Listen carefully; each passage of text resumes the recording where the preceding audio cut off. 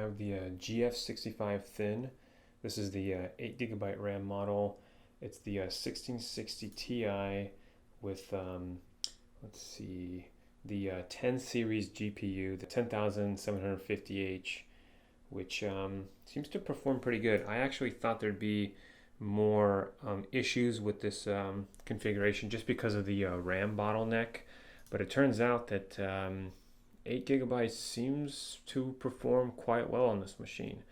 So the base model really says a lot about the capabilities of the device. So we're going to go ahead and we're going to try Grand Theft Auto 5. And so I have done a ton of different testing with a bunch of different games and different laptops. So if you guys wanted to see like a specific machine running a specific game or a piece of software, you guys can always just let me know in the comment section below and I can get that tested for you. All right, and we also have the Intel Extreme Tuning utility running in the background. This will help us monitor the temperature of the machines, how hard the CPU is working, and if there's any kind of thermal or power limit throttling. All this information is kind of useful in determining if the machine was designed well and has good cooling or not, because that's definitely a big issue with gaming machines. So yeah, we'll be looking at this after we've gamed for about 15 to 10 minutes, and we'll just be kind of like analyzing it and stuff. Yes, MSI Dragon Center wants me to give them administrative permissions. Yeah, this is the kind of thing I don't really approve of. Like, they haven't even told me what their service even does or what the program is all about, and they're asking for more control. Like, I never wanted this thing to even be installed here to begin with, and it's like trying to take over my computer. No thanks. So we will be testing other popular games like PUBG, Counter-Strike Global Offensive, Valorant, Overwatch. There'll be a plethora of games. I'm thinking maybe around 20 to 30 that I'll be testing on this machine. Now the other thing is I will be using this machine for productivity purposes as well, and I'll be showing you guys my setup. So what kind of like keyboard and SSD that I use for the productivity tasks. So let's just take a quick peek at the default graphical settings and see what exactly is going on here. My guess is that the default settings are either going to be kind of annoyingly set up and not very useful, because I am feeling some input lag on the mouse, which is a little surprising to feel that. Okay, 800 by 600 refresh rate. So yeah, definitely going to change the refresh rate to 120 Hertz. Change the resolution to something that actually makes sense. I might even try higher DirectX version as well. Why not? It'll probably run better. Okay. So my guess is you could probably run the graphical settings maxed with pretty much everything. That's probably what we're going to try first. I'm going to try it all maxed out. Oh, interesting. NVIDIA TXAA. We'll try that out. Okay, population density, we're going to want that maxed out.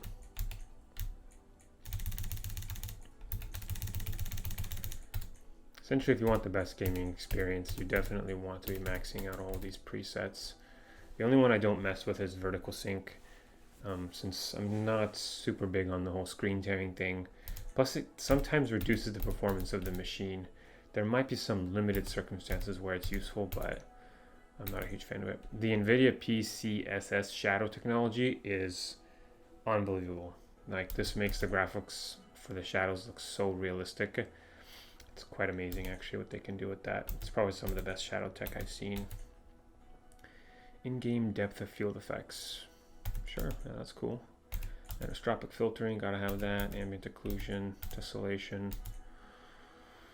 Okay, let's apply the changes. We've already crashed once when applying the graphical settings. It's not exactly off to a good start there. Yeah, I do suspect that one of the bottlenecks you guys will run into is the base model 8 GB RAM version. So if you get a chance, upgrade to 16 GBs. Since a lot of games like Rust, for instance, they absolutely want to run with 16 gigabytes. They can play with 8, and I will be testing that game, but it's just not how it's optimized to run. All right, looks like Grand Theft Auto keeps crashing. Awesome, awesome, awesome, awesome. Not what I was expecting. Come on. Yeah, it's pretty annoying. Sometimes it just will not save the graphical settings that are applied. Really not sure what's up with that. But you just have to just keep trying. Yeah, if anybody knows why that happens, I would love to know why that's the case. What do you know? None of my graphical settings are even applied. These menus are the worst. Whoever made them. Gotta hang them by their balls. Seriously, this is ridiculous. There's too many freaking menus. They're like obsessed with making menus. Okay. Ignore suggested limits. Why is that even on there? Ugh. Like anybody's gonna take that suggestion seriously.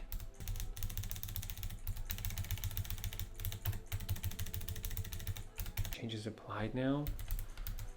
Retarded thing. So definitely want to go in the advanced graphics tab. I want those long shadows, lots of different distance render scaling, extended distance scaling, extended shadow distance. That stuff will make the game look and feel phenomenal. All right, let's apply this. And now let's run the benchmark. So we'll just see how well the benchmark performs. So I'm not sure why it has to reboot the game prior to or running after.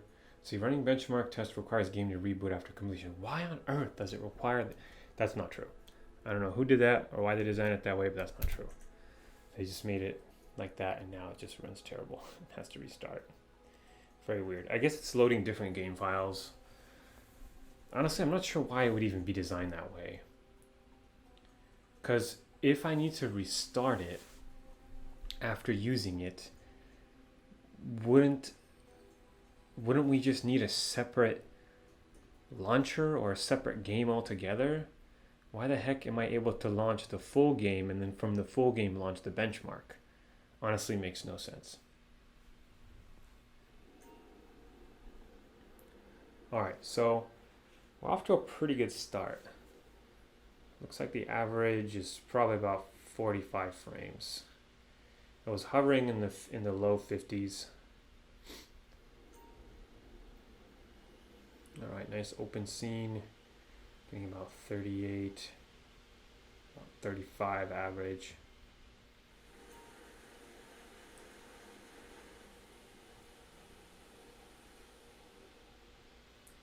So when this was first released, it was considered like state-of-the-art graphics, and even to be able to run the game at these max graphical settings at 1080p, this is still pretty impressive, even though you're only getting about 40 to 35 frames in certain areas.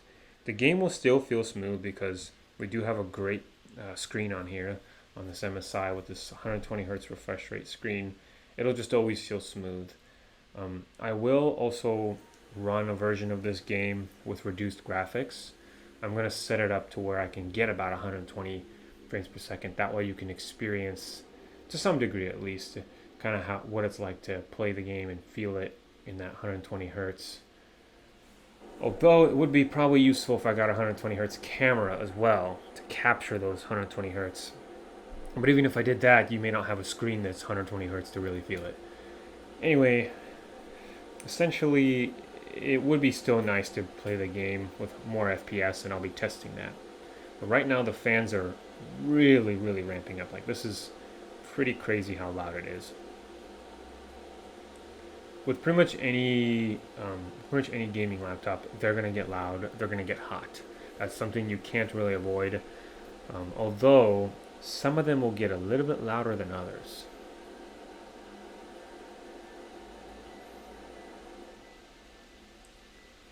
On devices that are like ultra thin, like Ultrabooks or MacBooks, for instance, sound will be like a high-pitched fan noise.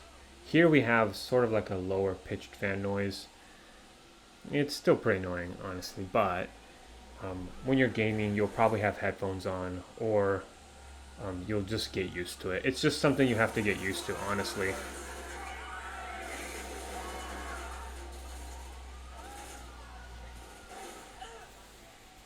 Interesting how nothing affects the vehicle when it's crashing into stuff. It's as if everything is like made out of feathers and it's just like driving right through everything.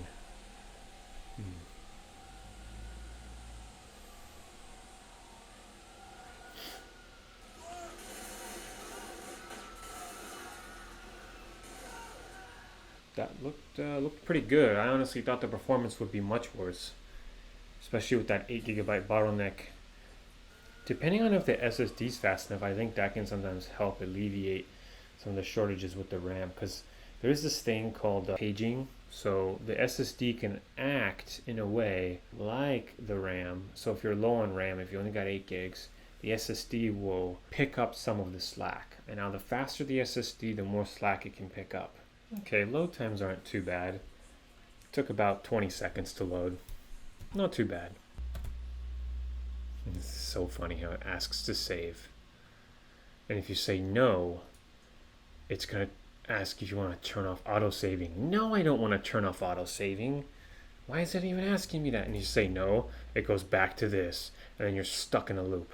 So you basically have to override as soon as it just turns on. It's like just forcing you to override. I can't believe that. There's so many derpy things about this game.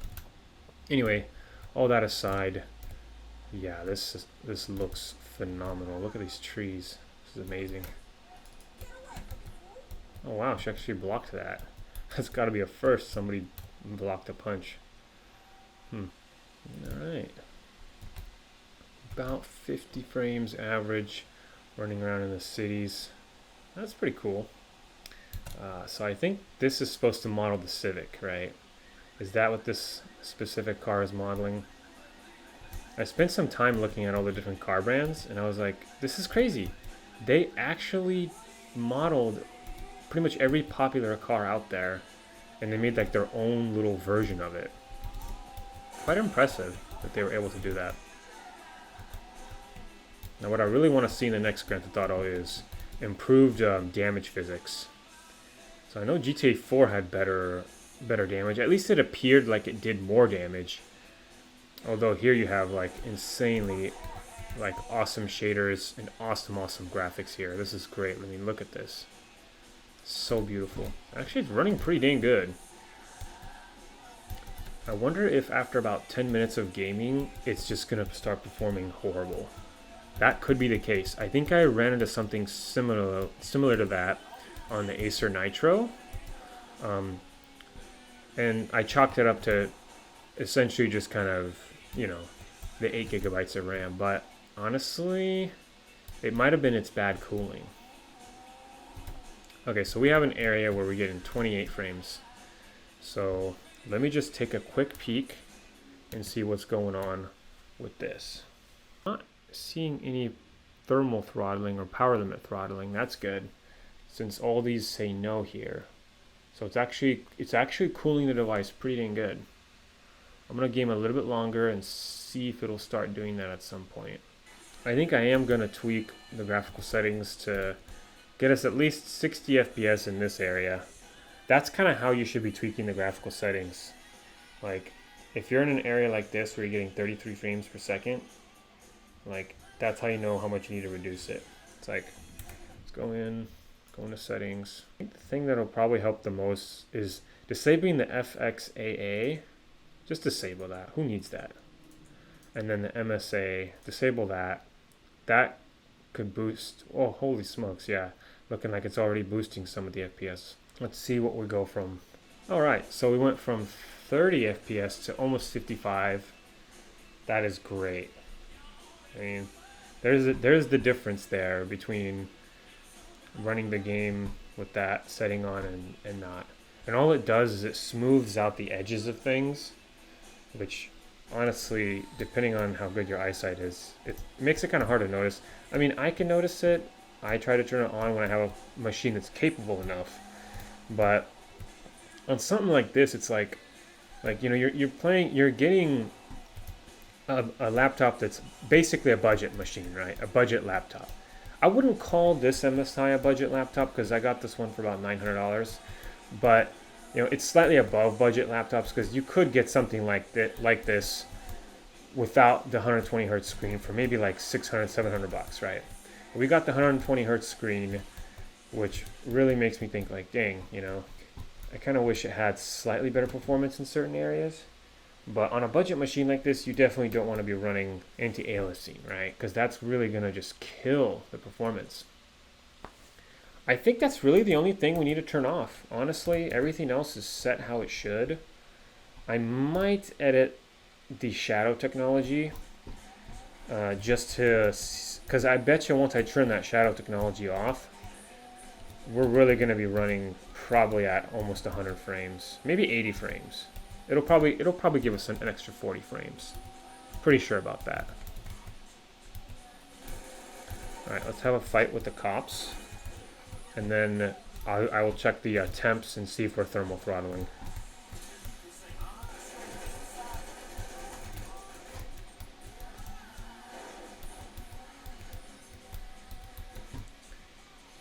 Come on, where's everybody? All right, we'll just start shooting the shotgun everywhere. That gets the police's attention.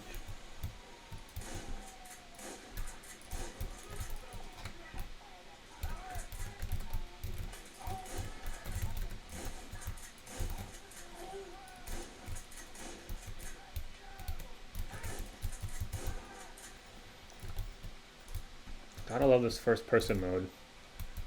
It's great.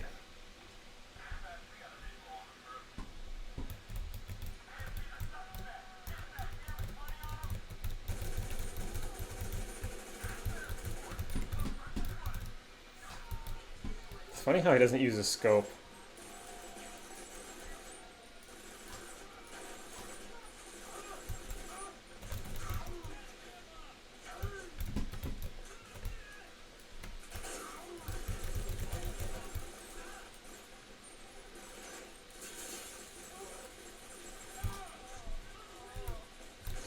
Oh, dead.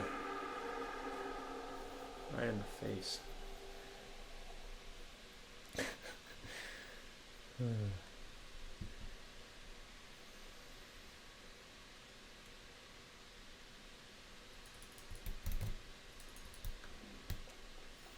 Let's try that again. This time we're gonna go pistol. We are gonna run out of ammo for sure.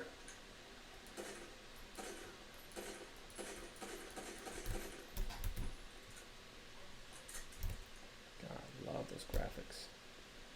Phenomenal.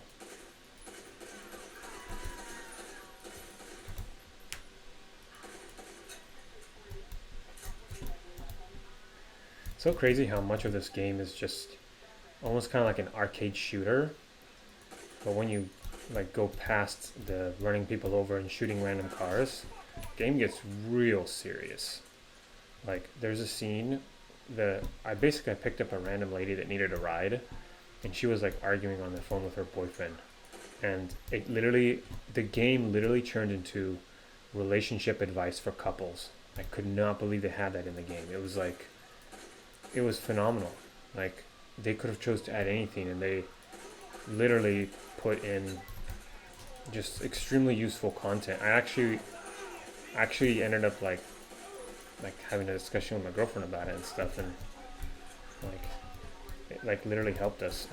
Like pretty crazy to think that they have stuff like that.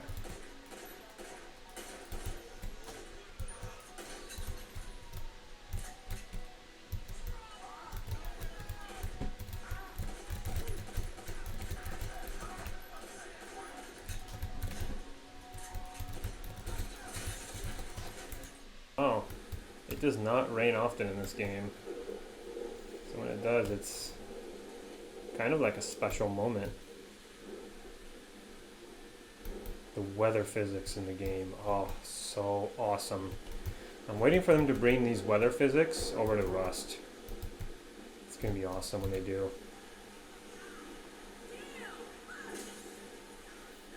Still can't believe they even made this game. Such a freaking epic game. So many people will not appreciate this game for what it's worth.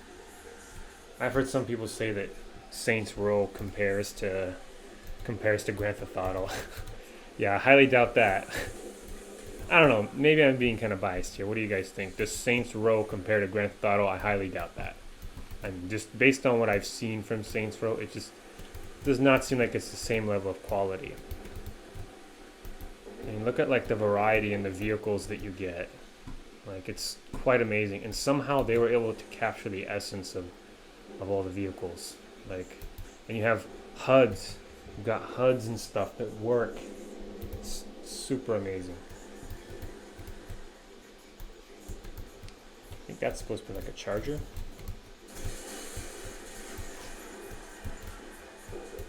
Ooh, got some lightning too.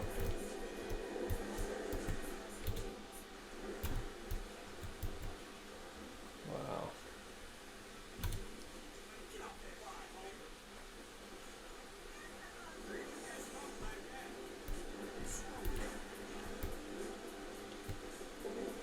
Oh yeah, the cars get dirty too.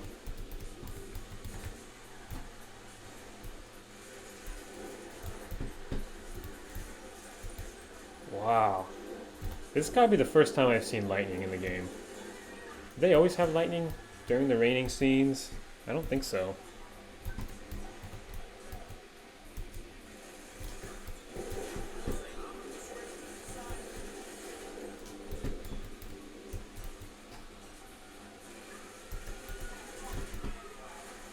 This is so awesome to have that.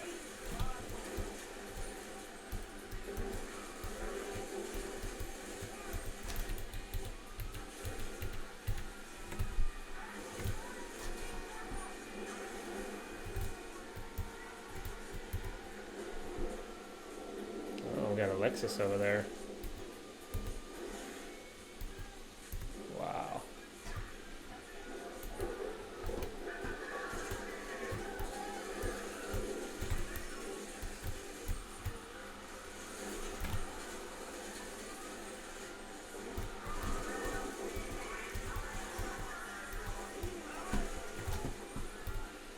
Oh gosh, so fun.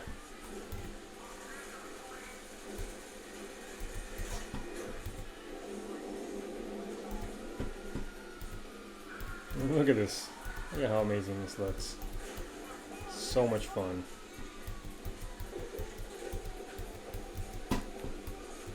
Reminds me of the thing that Quentin Tarantino always says in his movies. Fun rules. It doesn't matter if it's violence, it's simulated, it's just fun. It's not real.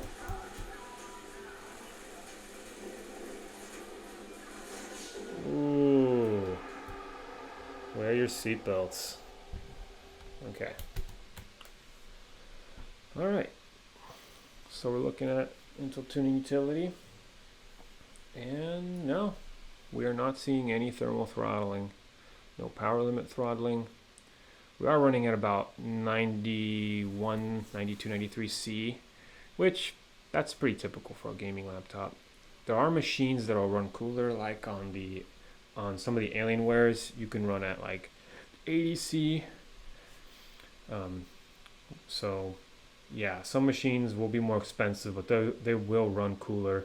In theory, if they run cooler, you're supposed to get your components are going to last longer. That's how that theory works.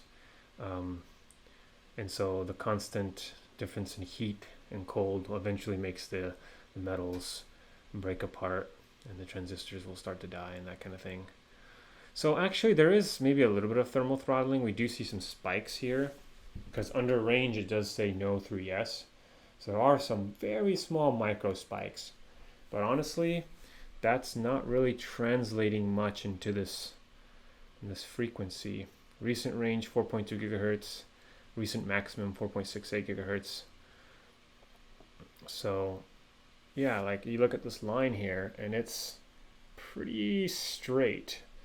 So we're in the 4 gigahertz range while gaming, and it's not dropping below 4 gigahertz. That's awesome.